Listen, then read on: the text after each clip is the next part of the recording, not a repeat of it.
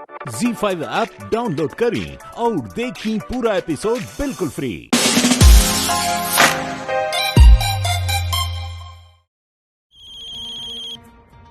Hello,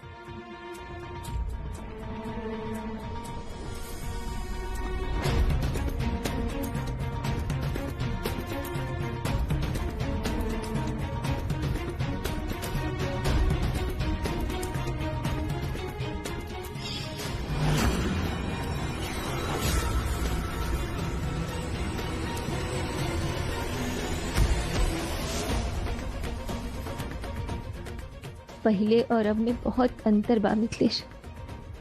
पहले हमरा की लागत रहे कि घर के सब लोग हमरा से बहुत प्यार करेले, लेकिन अब हम जान गइल बानी कि यही घर में से केहू बा जे हमरा के जान से मारी के कोशिश कइलस।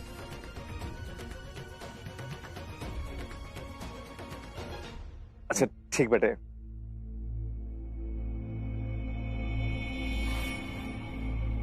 चलो सबके उतार रहा है, देखो तो। चलो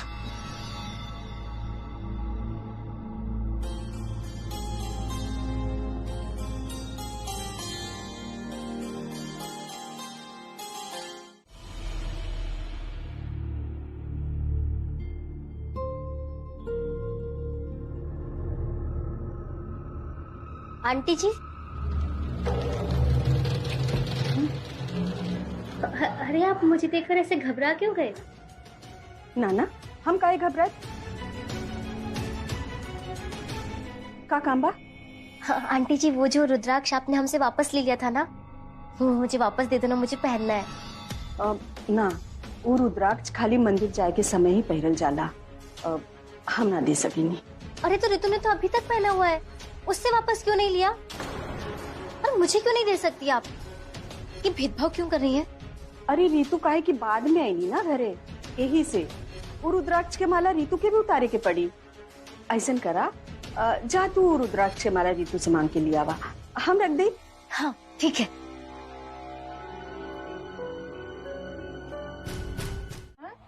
ये आप क्या कर रही हैं? अरे ताला खोलता नहीं, देखो ना, बाकी खुलते नहीं खई। लेकिन क्यों क्यों खोल रही हो आप ताला? क्या काम है आपको इस कमरे में? अरे हमार जो डंटा ना रहे, जो सहारे हम चलत रहनी, पता ना केने भुला गइल बा, मिलते नहीं खे। तो हम सोचनी कि स्टोर रूम में इतना सारा सामान पड़ल बा, कहीं एगो कोनो डंटा छड़ी मिल जाई, यही से आइल बनी खोले खाती स्टोर रूम। इस रूम में कोई डंडा वंडा नहीं है, कुछ नहीं है उसमें। आइंदा से इसको खोलने की कोशिश भी मत करना। इस कमरे को सिर्फ मैं ही खोल सकती हूँ और मैं ही बंद कर सकती हूँ, क्योंकि ये जिम्मेदारी खुद मधु आंटी ने मुझे दी है। यहाँ खड़ी क्यों है? जाइए। हाँ। जाओ। जातन आखिर पगलिया हमरा के कमरा में जाए से कहे रोकतिया? अचानक बौरा कैसे गइलिया? जरूर कोनो बात बा, हमरा पता लगावही के पड़ी।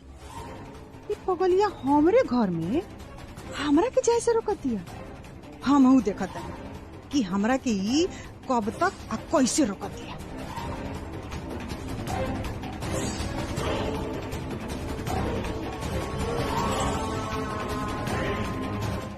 का भेल रीतु, काहे बोलेलू हमनी सबके यहाँ? हाँ भाभी, कोनो बात बा का? बताई ना। अब हाँ बोलो ना तू, का भइल? हाँ भाभी बताई ना, ये हमनी सबके ऐसे बाहरे काहे बुलवले बानी?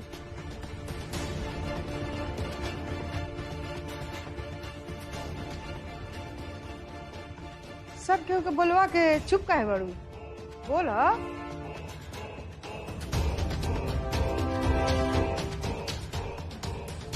आंटी जी ने रितु से उसकी रुद्राक्ष की माला वापस मांग ली थी, इसलिए रितु नाराज है और हम सबको यहाँ आंटी जी की शिकायत करने के लिए बुलाया है ना रितु? मैं सही बोल रही हूँ ना?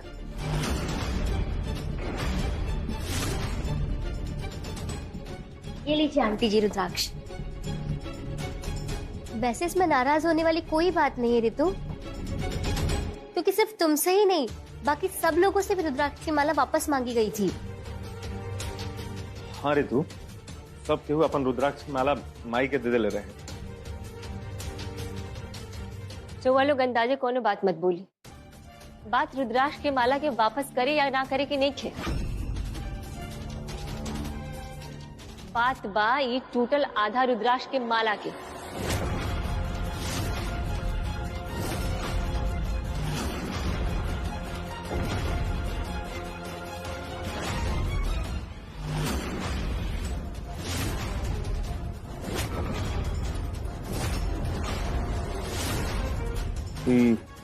टूटल रुद्राक्ष की माला तारा के कहाँ से मिलल?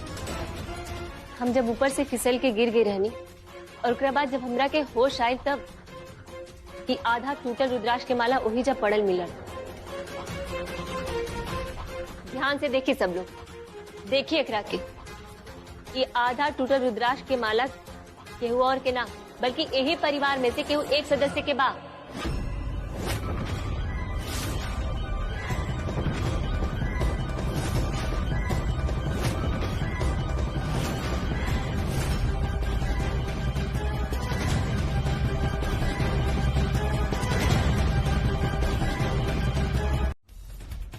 हाँ भाभी, हमनी सब तो मंदिरे के पास रहनी जा, तब फिर रुद्राक्ष ओहिजा कैसे पहुंच जाई? हाँ रितु, तुम किसी और का रुद्राक्ष उठा लाई हो और फालतू ही हम लोगों पे शक कर रही हो। जब तक दोषी पकड़ल नहीं खेजा तब तक हमरा के सबका ऊपर बराबर शक करही के पड़ी। रउआ लोगन में से के झूठ बोलता ई तो पता नहीं खे, लेकिन सब लोग सच नहीं खे बोलत ई जरूर पता बा हमरा के। देखिए, हम केहू के ऊपर आरोप नहीं खे लगावा। हो सकेला कि रउआ लोग हमरा के खोजे खातिर जंगल गई होखब और वही जाई रुद्राक्ष के माला गिर गई होखे और फिर ओकरा के कोनो जंगली जानवर वो जगह पे पहुंचा देले हुई जहां हम बेहोश पड़ रहनी। एक तरह से हमने के परिवार के रुद्राक्ष के माला जमीन पर गिरल मिलल शुभ नहीं ना। यही से हम सोचनी है कि ये बात हम रउआ सबके बता दी। जवन केहू भी दोषी बा खुल के सामने त ना आई, लेकिन हमारी बात से घबरा जरूर जाए। जौन तू बात कहत रहो संभव नहीं है, कहे से कि हमने घर में जे भी उ रुद्राक्ष के माला पहनले रहे वो सब उतार के माई के दे दिलस रखे खातिर। हाँ। अब तो इस सवाले नहीं उठत कि हमने घर में से सदस्य के रुद्राक्ष की माला हवे। हमारा के तो नहीं लागत कि केहू के हमनी के बीच में से रुद्राक्ष जंगल में गिर जाई। हम अच्छा से पहचाना तनी कि टूटल रुद्राक्ष के माला ई परिवार में से ही केहू के बा। हम एक काम करे तनी, जनामा जी रुद्राक्ष के माला रखले बानी, हम ओकरा के लेके आओ तनी और ओकरा के गिनती कर लिहल जाए तो खुदे दूध के दूध और पानी के पानी हो जाए।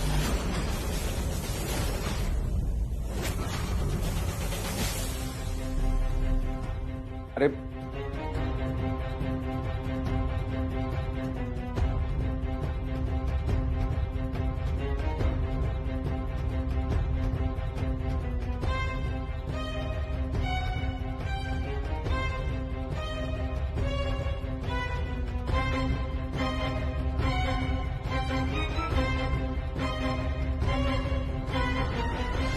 रितु, हाँ माँ जी। वो रुद्राक्ष के माला कहाँ रखल बा? हम देता नहीं। ठीक बा, रुवे दी। तू चला, हम लेके आ बतानी। कौन बात ना माँ जी, रुआ आराम से दी, संग ही चले के। अच्छा।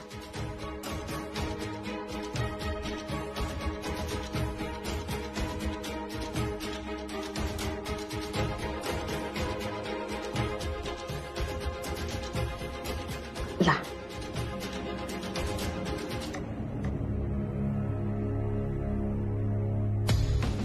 चलिए अम्मा जी।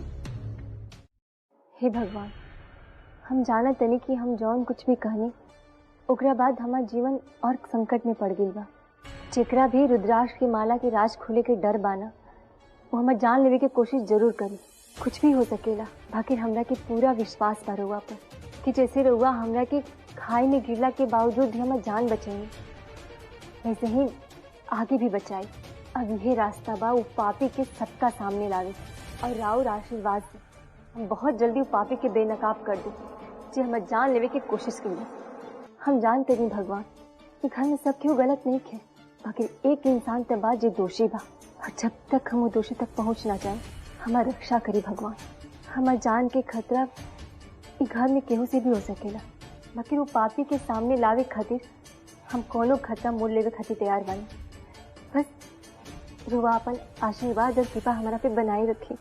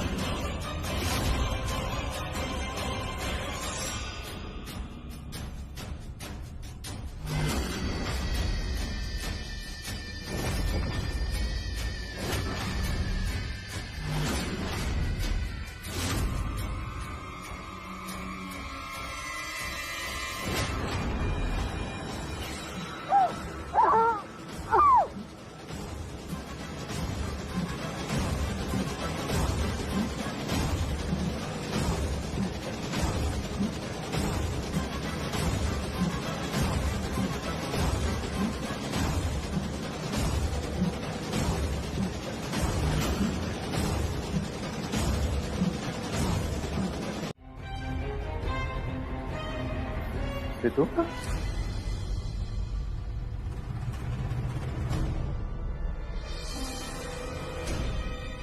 अरे ऋतु परेशान क्या है बड़ू? कोनो बात बता।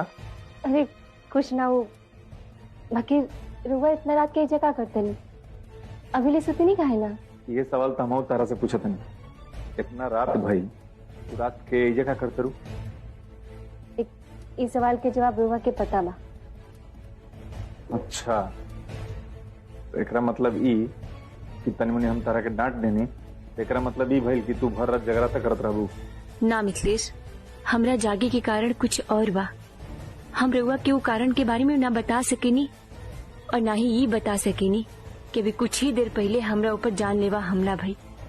अगर हम रउआ के ये बात बता दे हब तो रउआ के हमर चिंता होखे लागी। ऋतु देख, तारा संग हम जौन बर्ताव कनी वो बात के लेके हमरा के बहुत पछतावा बटे। हम पता नहीं का तारा के गुस्सा में उल्टा सीधा बोल देनी। हो सके तो हमरा के माफ कर दिया ले। हम बहुत सोचनी समझ हमरा के समझ में आयल कि तू जौन रुद्राक्ष जौन टूटल रहे ओकरा बारे में सोचत रहू तो तू बिल्कुल सही सोचत रहू, बिल्कुल तू गलत ना रहलू। और देखल जाओ इहो तो तू एक घर परिवार के भलाई खातिर वो रुद्राक्ष के जौन हिस्सा बटे ओकरा के ढूंढे के बात करत रहलू। खैर अब देखले अपन गुस्सा थूका ले और चल के अपने कमरा में सुत जले। चला चल।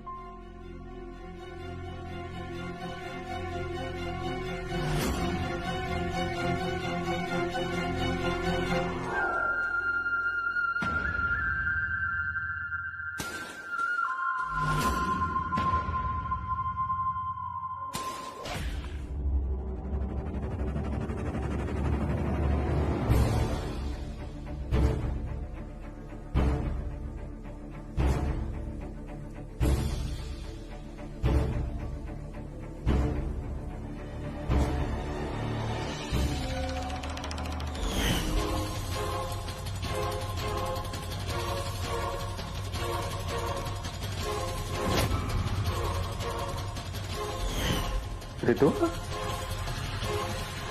इतना रात भाई तू रात के जगह करते रू?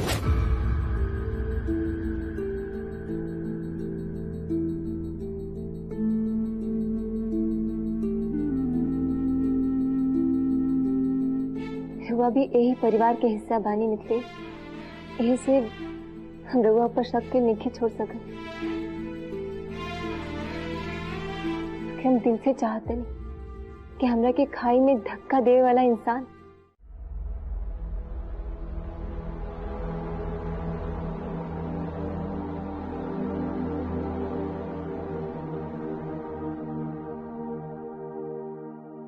के कपार में अंदरूनी घाव बन गइल बा, अंदर बहुत खून जम चुकल बा।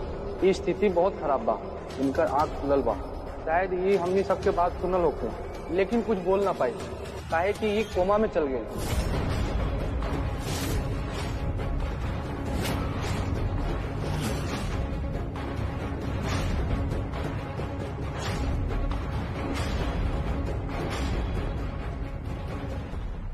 डॉक्टर साहब अचानक ही कैसे हो सकेला? एकरा पहले तो अभी चाची एकदम सही रही है, एकदम ठीक ठाक रही है। ये कैसे हो सकेला? ऐसा स्थिति अचानक पैदा न होला। जमीन पे गिरले के बाद या कोनो कारण से इनके कपार पे बहुत सारा चोट लग गई, यही से ऐसा भाई। अच्छा ये बताइए डॉक्टर साहब कि चाची के हमरा कब तक ले होश आ सकेला? कुछ बता सकेला? हम रउआ लोग के झूठा आश्वासन नहीं के देहल चाहता नहीं। सच्चाई तो ई बा, इस सवाल के जवाब हमरा लगे नहीं खे। कोमा से बाहर आवे में मरीज के बहुत समय लग जाला। कबो कबो तो मरीज जिंदगी भर कोमा में रहेला। फिर भी रउआ लोग हिम्मत ना हारी। खाना तो खा ना पाई, इनके के जूस और पानी पियाई ताकि इनका सांस चलित रही। वैसे हम देखा था नहीं इनका ठीक करे खातिर कौन इलाज शुरू करे के चाहिए। हाँ डॉक्टर साहब तन देखी। ठीक बा, चलो तनी।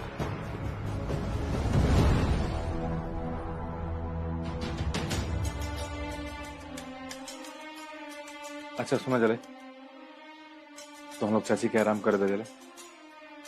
तू देखिए ना, भगवान चाहे तो सब ठीक हो जाए। चलो जा आराम कर दे। ले तू चाची के बढ़िया से उड़ा के आवाज। चल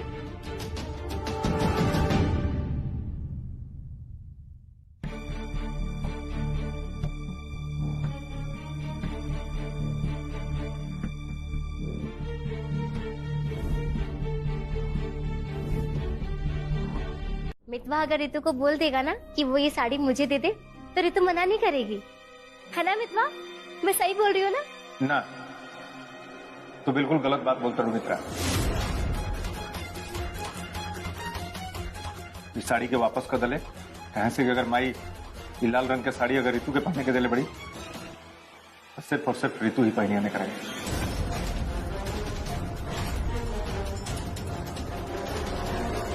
हाँ, मंदिर पे घटना घटला के बाद हम पूरा तरीका से बदल चुके हैं।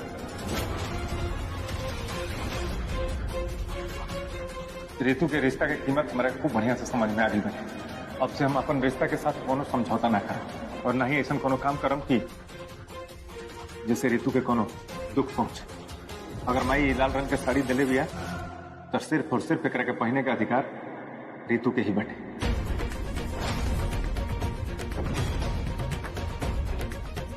इसे मित्रा ये साड़ी दे दो लेंगे करेंगे। अच्छा, तो क्या दोस्त का रिश्ता कोई मायने नहीं रखता तुम्हारे लिए? अरे कौन बोल रहा है तुम्हें कि अपने रिश्ते के साथ समझौता करो? लेकिन हम दोनों के बीच में भी तो दोस्ती का रिश्ता है ना, तो क्या वो रिश्ता तुम्हारे लिए कोई मायने नहीं रखता? देखा मित्रा, तू हमारा गलत मत समझ ले। हमारा कहे कि मतलब बाकी कि मित्रा का दोस्त मितवा बदल चुका है, यही मतलब है ना तुम्हारा?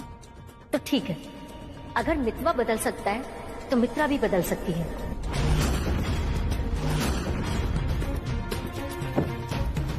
मित्रा,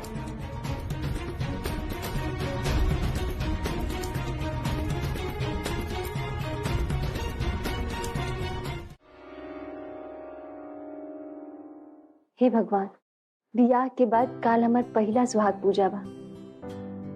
ई जोड़ा के अपन आशीर्वाद दी ताकि एकरा के पहिन के हम मिथिलेश खातिर व्रत रख सके।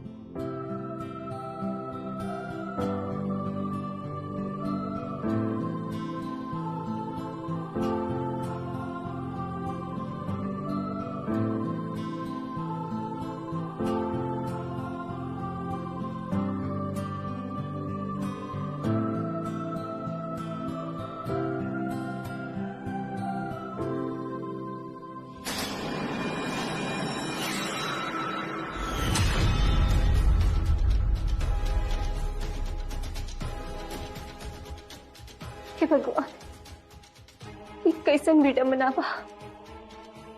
एक तरफ हम अपना पति के लंबा उम्र खातिर व्रत रखे जाते नहीं, और दूसरा तरफ ये टूटल रुद्राक्ष की माला वो इंसान की बा जे हमार जान लेवे की कोशिश कैलस और जे हमार जान लेवे खातिर पीछे भी पड़ल बा।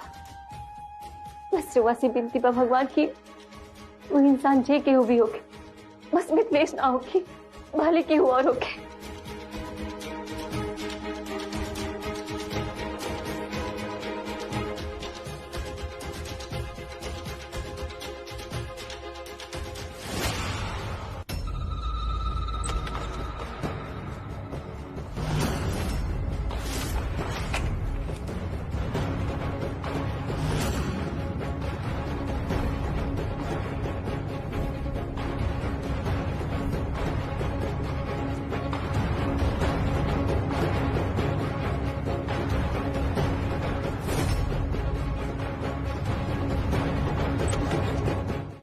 अरे भाभी ये सब कैसे हो गई?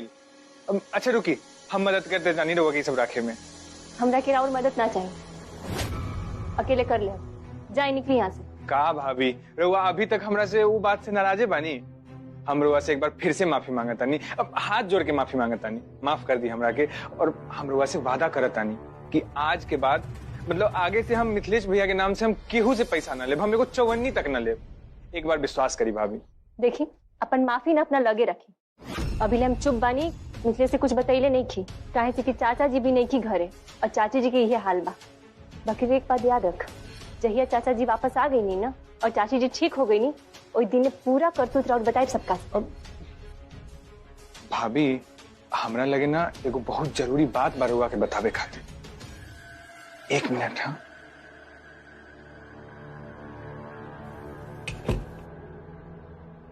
अब माई के कोमा में जाए से पहले ना जब माई बोलत रहनी तो हमरा से माई बतवले रहनी कि एगो जरूरी बात बरुआ के बतावे खातिर। कैसन जरूरी बात? मिथिलेश भैया के बारे में जरूरी बात रहे। मिथिलेश के बारे में का बात रहे? जब सब लोग मंदिर गए रहे ना तभी से माई रुआ के कुछ बतावल चाहत रहनी। हम माई से बहुत कहनी कि हमरा के बता दा, लेकिन ना माई जिद पर अड़ल रहनी कि अगर ये जरूरी बात ककरो बताए तो रुआ के बताए। अब देखी ना रुआ के बतावे से पहले माई के का हाल हो गई। मिथिलेश के बारे में ऐसन कौन बात रुआ हमरा के बतावल चाहत रहनी चाची जी? कुछ ना, वो हम ये सोचत रहनी है कि रुआ हमरा के इतना प्यार करेनी कि हमरा खातिर संगमित्रा के डटनी। बस ये सोच के हम तनी भावुक हो गई। देखी ना हमने के बीच सब कुछ सही हो गई बा। हम रुआ खातिर व्रत भी रखे जाता नहीं। बस रुआ से को बात कहे के रहला। हाँ बोलो ना। देखिए हमने के रिश्ता सच के भरोसा पे टिकल बा। बस रुआ हमरा से कब्बो झूठ मत बोला। कैसे बात करते रू ऋतु? हम आज तक ले तरह से कभी झूठ बोलने बनेगा? रुआ कहने की पर्चा मिल गई बा, बाकी ये पर्चा तो चाची जी के कमरा में रहल।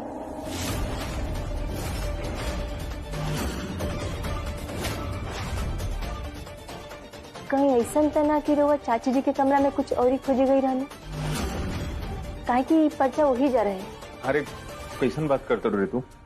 हम पर्चा ही तो ढूंढे खातिर गई रहनी और तू पता नहीं कैसन बात करते रहो, हमरा कुछ समझ में नहीं आवत। ZEE5 ऐप डाउनलोड करें और देखें कुल एपिसोड एकदम फ्री।